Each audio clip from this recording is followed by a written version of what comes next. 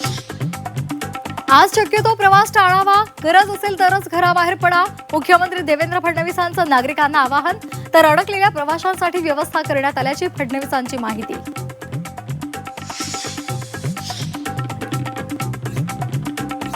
झाड कोसळून 4 बळी गेल्यानंतर मुंबई आता धोकादायक झाडांवर सूचना फलक लावणार.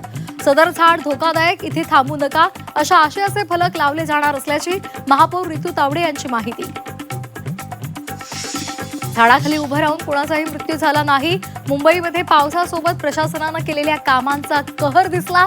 पाऊस बळी करून किशोरी पेडणेकरांचा महापौर रितू तावडे यांच्यावर हल्लाबोल. सत्ताधाऱ्यांचा प्रशासनावर वचक नाही, पेडणेकरांचा टोला. मुंबईमध्ये झाडांची पडझड थांबेना. अंधेरी, वांद्रे, ठाणे आणि डोंबिवलीमध्ये झाड कोसळून वाहनांचं मोठं नुकसान. घटनेमध्ये 4 जण जखमी, रुग्णालयात उपचार सुरू. मुंबईमध्ये आणखी एक झाड कोसळलं. झी 24 तासनं रियालिटी चेक केल्यानंतर प्रशासनाकडून दखल नाही. महामुंबईमध्ये पावसाची संततधार कायम. पावसासह किनारपट्टी भागात ताशी 60 ते 70 वेगाचे वारे. तर पुढील काही तासात पावसाचा जोर वाढण्याची शक्यता. मुंबईतील पावसाचा डबेवाल्यांना फटका. मुंबईच्या डबेवाल्यांची सेवा आज बंद.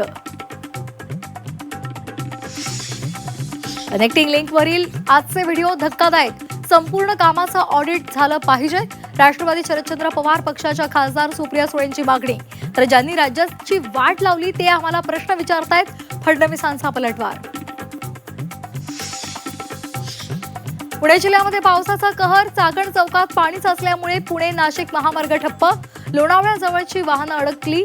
तसंच मावळमध्येही टेम्पो पाण्यामध्ये वाहून गेला. नाशिकमध्ये उद्या ढगफुटी सदृश पावसाचा अंदाज. 300 मिलीमीटर पर्यंत पाऊस होऊ शकतो.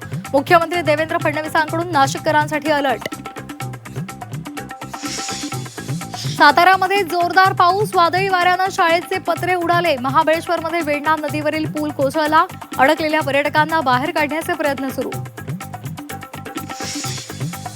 मुसळधार पावसामुळे इंद्रायणीला पूर.